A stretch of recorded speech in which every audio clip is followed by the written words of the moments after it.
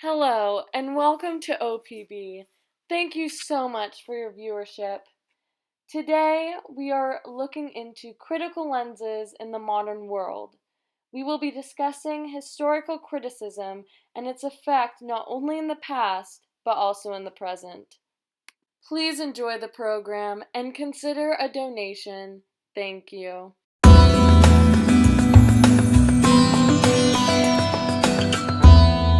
Historical criticism strives to examine literary works within their historical context.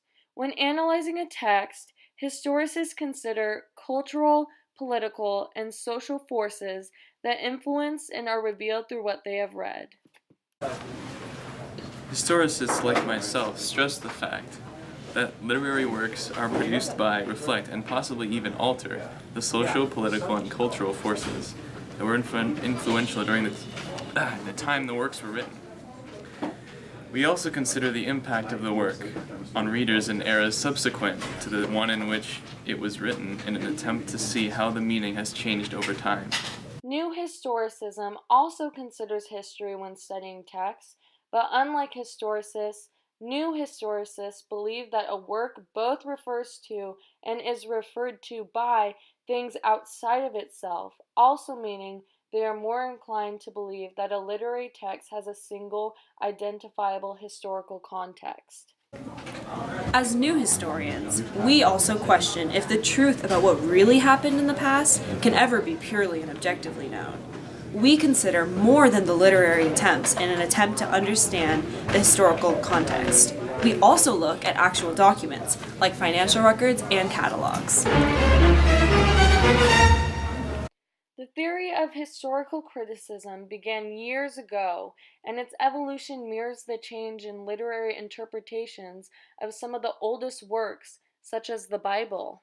The history of historical criticism begins in the Reformation, beginning in 1517 to about 1648, when Protestants and Catholics go head to head.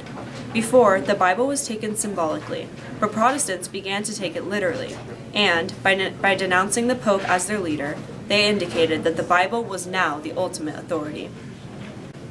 A lot of people used the Reformation to explain when this theory began, which is true, but the Enlightenment is just as important. People in this time were now trying to connect the words of the Bible to historical events. Here, people were trying to find outside sources that connected to the Bible. Within these different time periods, there were important figures that were able to prove this history. The first name that comes to mind is Louis Capel. He was a huge contributor to this theory. He was able to prove, through analysis of Hebrew texts, that the Old Testament was written in different time periods. Louis Capel gave this theory a backbone and showed how observations like this can dramatically change how a particular work can be analyzed. Louis Capel was a great contributor, but my personal favorite is Baruch Spinoza. He took Capel's ideas and pushed them further by discovering that the Old Testament was also composed of various authors at different times. In more modern times, Harvard English professor Stephen Greenblatt did most of the work to evolve this theory into new historicism in the 1980s. He truly changed this theory forever. I'm sexy and I know it. Today, this theory is still very relevant to how people read literature in and out of class. If we look at when a book was written and what was popular during that time, we will always get more out of a book than was ever intended by the author.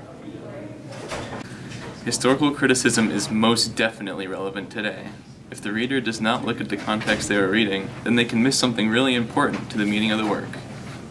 Special for this documentary, Shakespeare's Globe Theatre in London has offered to act out a scene from the famous play Hamlet, which exhibits historical criticism from Shakespeare's time. Is she to be buried in Christian burial when she willfully seeks her own salvation? I tell thee she is, therefore make her grave straight. The crowner hath sat on her, and finds it Christian burial.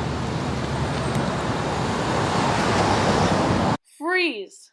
The two gravediggers debate over whether or not Ophelia should have a Christian burial represents the historical struggle between Catholicism and Protestants in Shakespeare's time.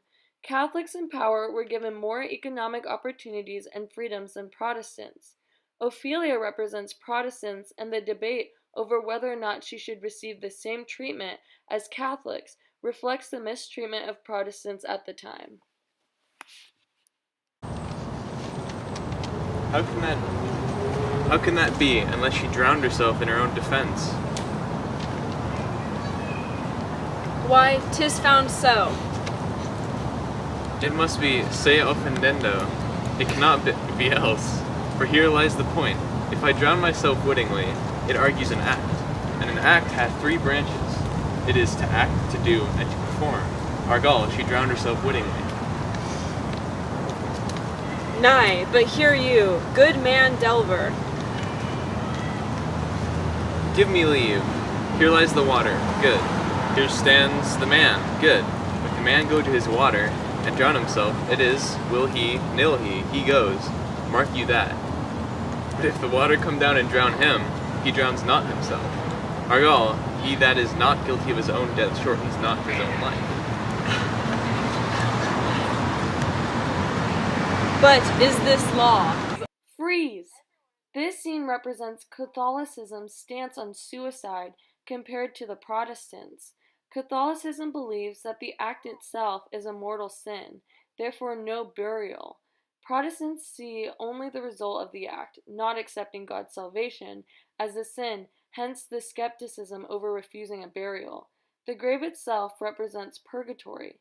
Catholics believe in purgatory, therefore the Catholic burial in a grave is purgatory, along with heaven and hell. Protestants do not believe in purgatory, therefore Ophelia not being placed in the grave is a Protestant not fitting into purgatory. A big thanks to the Globe and everyone else who was able to make this documentary possible. Thank you for tuning in this week for another episode of Critical Lenses in the Modern World. We hope to see you next week when we discuss feminist criticism and have Beyoncé on as a guest. Have a great night. We are the women.